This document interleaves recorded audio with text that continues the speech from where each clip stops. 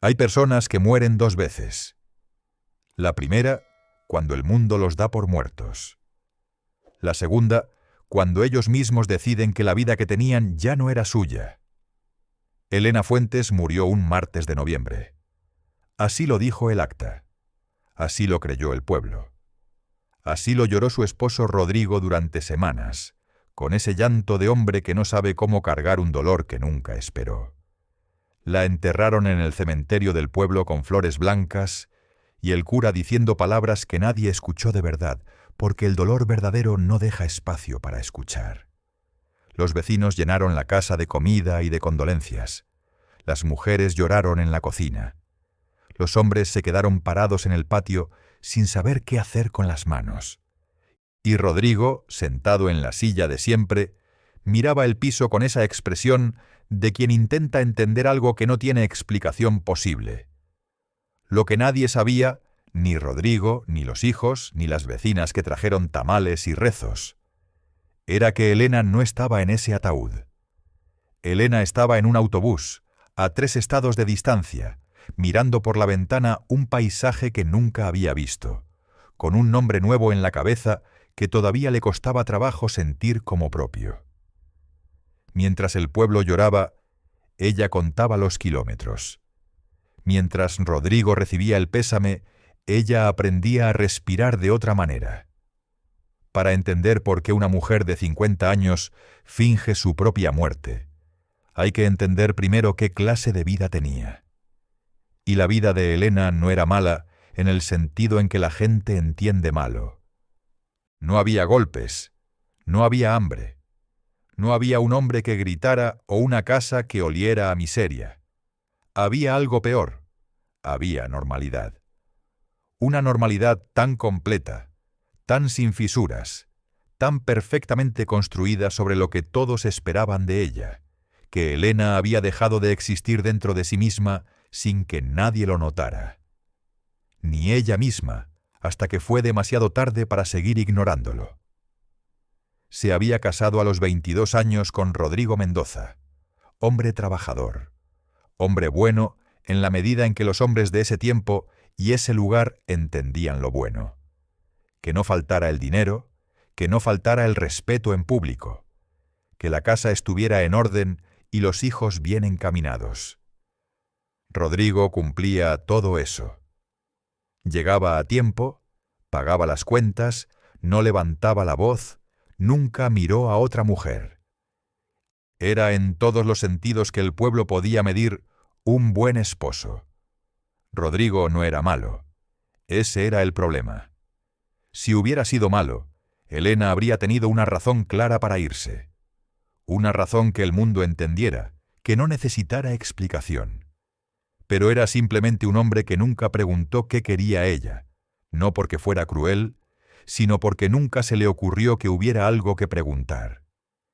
Ella estaba ahí. Estaba bien. La casa funcionaba. Los hijos crecían. ¿Qué más podía necesitar una mujer que lo tenía todo en orden? Elena tuvo 3 hijos. Los crió con una dedicación que el mundo aplaudió y que ella sostuvo durante décadas sin entender del todo por qué cada aplauso le dejaba un sabor extraño en la boca, como fruta que parece madura por fuera y por dentro está hueca. Cocinó miles de comidas que nadie recordó. Lavó ropa que nadie agradeció, porque agradecer la ropa limpia no se le ocurre a quien siempre la ha tenido limpia. Asistió a reuniones del colegio, a bautizos, a primeras comuniones, a bodas de sobrinos, a velorios de conocidos, siempre en el lugar que le correspondía, siempre diciendo lo que se esperaba, siempre siendo exactamente lo que todos necesitaban que fuera. Y un día, sin aviso, sin drama, sin que nadie lo notara, Elena se miró en el espejo del baño a las 6 de la mañana y no reconoció a la mujer que la miraba. No porque hubiera envejecido, aunque había envejecido. No porque estuviera enferma, aunque cargaba un cansancio que el sueño no quitaba. Sino porque en esa cara no encontró ningún rastro de lo que ella hubiera elegido ser si alguna vez le hubieran preguntado qué quería. No había una sola línea, una sola expresión, un solo gesto que viniera de ella y no de lo que el mundo le había pedido ser. Ese fue el momento. No fue una crisis, no fue una pelea, no fue una traición ni una pérdida. Fue ese silencio de un martes cualquiera, frente a un espejo de baño, a los 49 años y 11 meses, en que Elena entendió que si seguía así, iba a llegar al final de su vida sin haber vivido ningún día que fuera completamente suyo, sin haber tomado una sola decisión que naciera de ella y no del miedo o de la obligación o de lo que se esperaba. Y decidió que eso no iba a pasar, no de esa manera. Tardó casi un año en planear todo. Lo hizo con una meticulosidad que sorprendería a quien la conocía como la mujer callada de Rodrigo Mendoza, porque Elena guardaba dentro una inteligencia práctica que nunca había tenido para qué usar. Abrió una cuenta bancaria a nombre de otra persona. Juntó dinero poco a poco, tanto que no se notara. Dinero del mercado, dinero de los gastos de la casa, dinero guardado en silencio durante meses, con la paciencia de quien sabe que no tiene prisa, pero tampoco tiene para siempre. Consiguió documentos por un camino que no vale la pena detallar aquí, pero que existe en todos los países para quien sabe dónde buscar. Documentos con otro nombre, otra fecha de nacimiento, otra historia, una identidad nueva construida sobre papel, esperando a que ella la llenara con una vida. La muerte la organizó con una frialdad que ella misma no supo si admirar o temer en sí misma. Un accidente de río, en un tramo donde la corriente era fuerte y los cuerpos a veces no aparecían. Ropa encontrada en la orilla al amanecer. El testimonio de una persona que la vio caer desde el puente. Persona que en realidad era ella misma, disfrazada lo suficiente para que nadie la reconociera en el momento del pánico. Todo calculado, todo medido, todo organizado con la misma precisión silenciosa con que había organizado 30 años de vida para los demás. El día que desapareció, Rodrigo estaba en el rancho de un primo a 2 horas del pueblo. Los hijos estaban en sus propias vidas, en sus propias ciudades, con sus propios problemas. Nadie la vio salir de la casa esa mañana porque nadie la veía salir nunca. Era parte del paisaje. La gente no mira el paisaje. No lo mira hasta que desaparece. El autobús la llevó lejos. Y Elena Fuentes, que había vivido 50 años siendo de todos, empezó a aprender, con torpeza y con miedo, y con una libertad que dolía más de lo que esperaba, a ser solo suya. El pueblo donde Elena se instaló se llamaba Santa Lucía del Río. Estaba a más de 400 kilómetros de su vida anterior, lo suficientemente lejos para que nadie la conociera, y lo suficientemente parecido para que ella supiera moverse sin sentirse completamente perdida. Tenía plaza central, mercado los jueves, una iglesia con torre inclinada y esa manera de vivir despacio que tienen los pueblos donde la gente todavía se sienta en el corredor a ver pasar el tiempo. Se llamó Carmen desde ese día. Carmen Villalba. Lo había practicado en el autobús durante horas, diciéndolo bajito, probando cómo sonaba en su propia boca, cómo se sentía responder a ese nombre cuando alguien lo dijera. Carmen. 2 sílabas limpias que no cargaban ninguna historia. Tardó semanas en no voltear cuando alguien llamaba a Elena en la calle. El cuerpo tiene su propia memoria y tarda más que la cabeza en olvidar. Rentó un cuarto pequeño en la casa de una señora mayor que no hacía preguntas a cambio de que la inquilina tampoco las hiciera. Era un cuarto con ventana al patio, una cama, una silla y un gancho en la pared. No había nada en ese cuarto que fuera suyo ni que recordara nada. Eso, que en otro momento habría sido pobreza, a Elena le parecía una limpieza necesaria. Empezar sin peso es empezar de verdad. Los primeros meses fueron los más difíciles, no por el dinero, que había alcanzado para instalarse y pagar los primeros meses sin apuros, sino por el silencio, por la ausencia de estructura. Elena había pasado 30 años siendo necesaria a cada hora del día, Había alguien que desayunar, alguien que llevar al colegio, alguien que esperar, alguien a quien rendir cuentas. Ahora nadie la necesitaba. Y esa libertad, que era exactamente lo que había buscado durante décadas, pesaba de una manera que no había anticipado. Porque la libertad, cuando llega de golpe, después de décadas sin ella, no sabe a alivio, sabe a vacío. Y el vacío da miedo de una manera que la prisión no da, porque en la prisión uno sabe dónde están las paredes. En la libertad, las paredes están en uno mismo, y encontrarlas lleva tiempo. Encontró trabajo en una fonda pequeña de la calle principal, lavando platos primero y cocinando después, porque resultó que la cocina que había practicado en silencio durante 30 años era mejor de lo que cualquiera hubiera notado cuando era solo obligación. Cuando cocinar es lo único que te pertenece, uno aprende a hacerlo de verdad. La dueña de la fonda, una mujer llamada Petra, de unos 60 años, la contrató sin hacer muchas preguntas, porque en ese tipo de pueblo la gente aprendía a no preguntar a quien llegaba con cara de haber dejado algo atrás. Había visto demasiadas caras así para no reconocerlas. Petra fue la primera persona que Elena eligió en su vida. No por familia, no por vecindad, no porque así lo determinara el matrimonio o el nacimiento o la geografía, sino porque la mujer le cayó bien.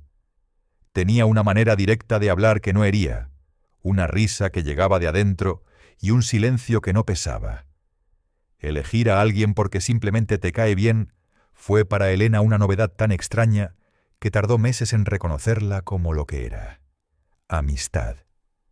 La primera amistad elegida en 50 años de vida.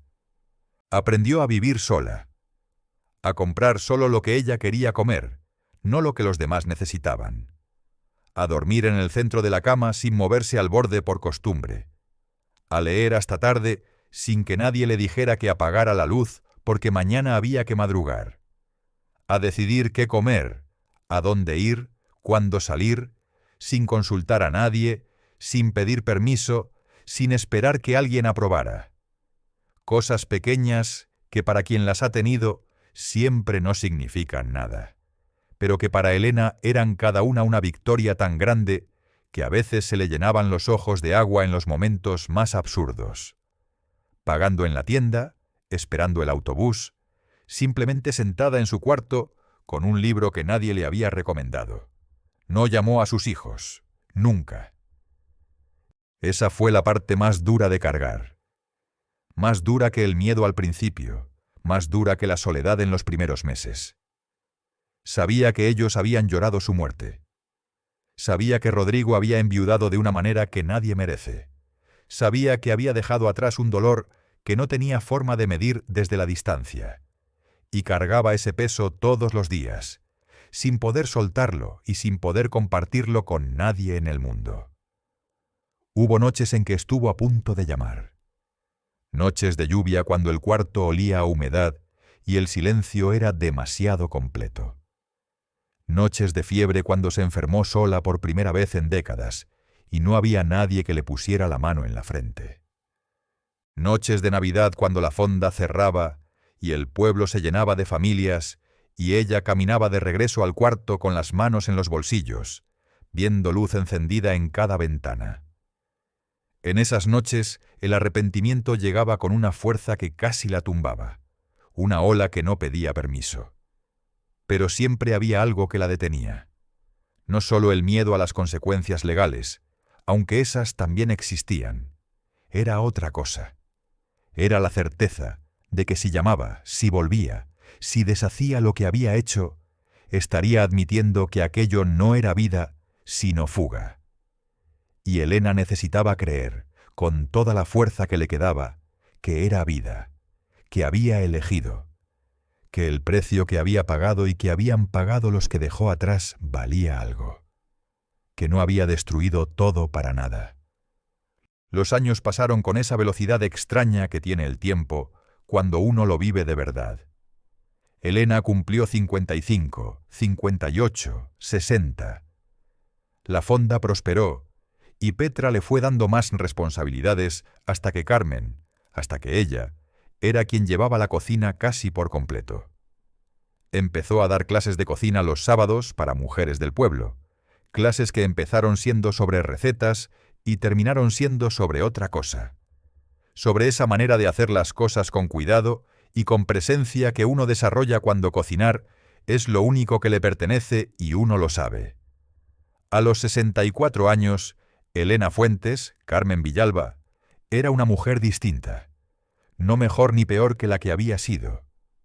Distinta, con líneas en la cara que contaban una historia diferente a la que habrían contado si se hubiera quedado. Con manos que habían aprendido a hacer cosas nuevas, con una manera de pararse en el mundo que ocupaba el espacio exacto que le correspondía sin pedirle permiso a nadie, sin encogerse para caber, sin crecer de más para compensar. Y fue en ese año, en ese punto donde finalmente había dejado de esperar que la descubrieran y había empezado simplemente a vivir, que el hombre entró a la fonda un mediodía de marzo, con la cara quemada por el sol y los ojos de quien ha buscado algo durante mucho tiempo. Rodrigo Mendoza tenía 68 años y había envejecido de esa manera en que envejecen los hombres que trabajaron mucho y sintieron poco, con el cuerpo todavía firme pero los ojos hundidos por algo que no era cansancio. Era el tipo de envejecimiento que viene de cargar algo adentro durante demasiado tiempo, de una pregunta que no encontró respuesta y que con los años ya no duele tanto pero tampoco desaparece. Entró a la fonda pidiendo un café y se sentó en la mesa del rincón, la de siempre en cualquier lugar que frecuentara. Siempre el rincón, siempre de espaldas a la pared, siempre con la vista al frente. Elena lo vio desde la cocina por el ventanuco que daba al comedor. Lo vio antes de entender que lo estaba viendo. Y cuando lo entendió, el mundo se detuvo de esa manera en que se detiene cuando algo que temías por 15 años llega finalmente. Lo reconoció de inmediato. Lo habría reconocido en cualquier parte, aunque hubieran pasado 15 años y ambos hubieran cambiado de maneras que el tiempo impone sin pedir permiso. Reconoció la manera de sentarse, la manera de poner las manos sobre la mesa, el giro de la cabeza cuando miraba hacia la ventana. Hay gestos que no cambian aunque todo lo demás sí lo haga. El corazón se le fue a los pies. Después subió a la garganta. Después se quedó en algún punto intermedio, latiendo con una irregularidad que ella tuvo que controlar respirando despacio, con las manos apoyadas en la barra de la cocina, diciéndose que tenía que pensar, que tenía que decidir en los próximos segundos qué iba a hacer. Petra, que estaba a su lado, le preguntó si se sentía bien. Elena dijo que sí con la cabeza, porque la voz no le salía todavía. Rodrigo pidió el café. Pidió también un plato del guiso del día. Comió despacio, mirando por la ventana hacia la calle del pueblo, con esa expresión de quien está en un lugar, pero tiene la cabeza en otro. No levantó los ojos hacia la cocina. No había razón para que los levantara. Era un forastero más en un pueblo de paso. Elena tomó la decisión antes de entender que la estaba tomando. Algo en ella decidió antes que la razón pudiera opinar. Se quitó el delantal, se arregló el cabello con las manos, gesto antiguo de cuando se preparaba para estar presentable, gesto que no había tenido en años y que volvió solo, desde algún lugar de la memoria del cuerpo. Y salió al comedor con la cafetera para servirle más café. Se paró frente a su mesa. Le sirvió el café. 2 segundos, 3. Y Rodrigo levantó los ojos. El momento que siguió fue de esos que no tienen duración medible. Puede haber sido un segundo, puede haber sido un minuto. En ese tiempo, en ese espacio entre dos miradas que se reconocieron 15 años después de que una de ellas había fingido no existir más, pasaron cosas que las palabras no alcanzan a describir del todo.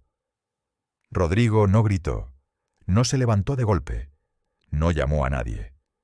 Se quedó completamente quieto, con la taza de café en la mano, mirándola con una expresión que Elena no supo leer de inmediato, porque era una mezcla de demasiadas cosas juntas. Alivio, rabia, dolor. Algo que podría haber sido amor si no fuera porque el amor a veces no alcanza para nombrar todo lo que contiene. Fue ella quien habló primero. Dijo con una voz que salió más firme de lo que esperaba. Rodrigo. Solo eso. Su nombre. Como si todo lo demás pudiera esperar. Y él respondió, con esa voz ronca de hombre que ha tragado demasiado en demasiado tiempo. Lo sabía. No sabía dónde, pero lo sabía. Se quedaron ahí, en la fonda de Santa Lucía del Río, mientras el mediodía avanzaba afuera y los demás clientes comían y hablaban sin saber que en esa mesa del rincón se estaba teniendo una conversación que había tardado 15 años en llegar. El mundo seguía igual. Solo esa mesa era distinta. Rodrigo le contó que nunca creyó del todo en el accidente, que algo en la manera en que todo había ocurrido tenía una precisión que no encajaba con algo real. Los accidentes son desordenados. Lo que había pasado con Elena era demasiado limpio. Que había contratado a alguien que buscara sin decírselo a los hijos, sin decírselo a nadie, porque no quería alimentar una esperanza que podía no tener ningún fundamento. Que habían tardado años, porque Elena había sido cuidadosa, pero que al final el rastro siempre existe si uno busca con suficiente paciencia. Elena lo escuchó sin interrumpir. Cuando Rodrigo terminó, se quedaron en silencio durante un tiempo que ninguno midió. Después, él preguntó la pregunta que 15 años de búsqueda habían estado construyendo. La pregunta más corta y más pesada que existe. ¿Por qué? Elena respondió con la verdad, porque después de 15 años ya no tenía energía para otra cosa. Le dijo que no había sido por él, que no había sido por odio ni por traición ni por otro hombre. Le dijo que había sido por ella misma, que a los 50 años había mirado su vida y no había encontrado ningún pedazo que fuera suyo, que había tenido miedo de llegar al final sin haber vivido ningún día que ella hubiera elegido de verdad, que no era culpa de nadie en particular, que a veces la vida aplasta sin que nadie lo haga con intención. Rodrigo la escuchó con esa quietud, de quien recibe algo que duele pero que en algún lugar profundo ya sabía. Cuando ella terminó, él miró la taza de café durante un tiempo largo. Después levantó los ojos y preguntó algo que Elena no esperaba. ¿Eres feliz aquí? Elena pensó la respuesta antes de darla. No porque no la supiera, sino porque quería decirla exactamente como era. Después dijo, «Soy mía. No sé si eso es lo mismo que feliz, pero es lo que nunca había sido». Rodrigo se quedó en el pueblo 3 días, no en casa de Elena. Eso habría sido demasiado para los dos, sino en la única posada que había en Santa Lucía del Río, un lugar sencillo con patio de bugambilias y una señora que hacía el mejor chocolate de la región. 3 días en un pueblo que no conocía, esperando conversaciones que habían tardado 15 años en volverse posibles. Esos 3 días hablaron como no habían hablado en 30 años de matrimonio. No porque el matrimonio hubiera sido silencioso, habían hablado mucho, sino porque nunca habían hablado de esto, de lo que ella necesitaba, de lo que él no había visto, de los años que habían pasado uno al lado del otro, construyendo una vida que funcionaba para afuera, y que por dentro tenía un hueco que ninguno de los dos supo nombrar a tiempo. Rodrigo le dijo cosas que Elena no esperaba. Le dijo que después de que ella desapareció, él había tenido que aprender a vivir solo por primera vez en su vida adulta. Que había sido horrible al principio. No saber dónde estaban las cosas, no saber cómo funcionaba la casa que había habitado por 30 años. Que había sido revelador después, que había descubierto el tamaño exacto de lo que había dado por sentado durante décadas, y que ese tamaño era mucho más grande de lo que había querido admitir. Le dijo que la había odiado cuando encontró los primeros indicios de que no era un accidente. Con una rabia que nunca le había sentido a nadie, que lo mantuvo despierto durante meses, que lo acompañó durante años con esa persistencia del odio que uno no puede soltar porque soltarlo significaría empezar a entender. Que ese odio duró, y que después del odio vino algo más difícil de nombrar. Una especie de comprensión que no era perdón pero tampoco era condena. Una comprensión de que ella había hecho algo imperdonable de la manera más humana posible. Elena escuchó todo sin defenderse, porque ya no tenía nada que defender. Lo que había hecho estaba hecho. Las consecuencias las habían pagado los dos, cada quien a su manera en pueblos distintos, durante 15 años. Ya no había forma de restarlas ni de cambiarlas. Solo había esta conversación, estos 3 días, este momento. La pregunta que quedaba era ¿qué hacían ahora? Y esa pregunta no tenía una respuesta sencilla ni una respuesta que no lastimara a alguien. Rodrigo podía denunciarla. Tenía todo el derecho y tenía todas las pruebas. Fraude, falsificación de documentos, abandono de familia. Los años no borraban los delitos y ella lo sabía mejor que nadie. Si él hablaba, Elena perdería la vida que había construido. Carmen Villalba dejaría de existir como había dejado de existir Elena Fuentes, pero esta vez sin haber elegido, sin haber planeado, sin ningún autobús esperando con un nombre nuevo adentro. Podía también contárselo a los hijos, que su madre estaba viva, que los había dejado llorar una muerte que era mentira, que había vivido 15 años a 400 kilómetros construyendo otra vida mientras ellos cargaban un luto que no debían cargar. Esa conversación Elena no se atrevía ni a imaginarla. Había cosas que el amor no alcanzaba a contener, o podía hacer lo que finalmente hizo. La noche del tercer día, Rodrigo fue a la fonda después de que cerraron. Petra ya se había ido. Las sillas estaban sobre las mesas. La cocina olía a leña apagada y a hierbas. Se sentaron en las sillas del corredor de afuera, con una taza de té cada uno, y el sonido de los grillos llenando el silencio entre ellos, ese silencio que después de 30 años de matrimonio y 15 de separación, ya no necesitaba ser llenado con palabras para decir algo. Rodrigo le dijo que no iba a decir nada, ni a los hijos, ni a las autoridades, ni a nadie. No porque aprobara lo que ella había hecho. Dejó claro, con una firmeza que no necesitó alzar la voz, que no lo aprobaba y que nunca lo iba a aprobar. Sino porque destruir la vida de Carmen Villalba no le devolvería nada que él no tuviera ya.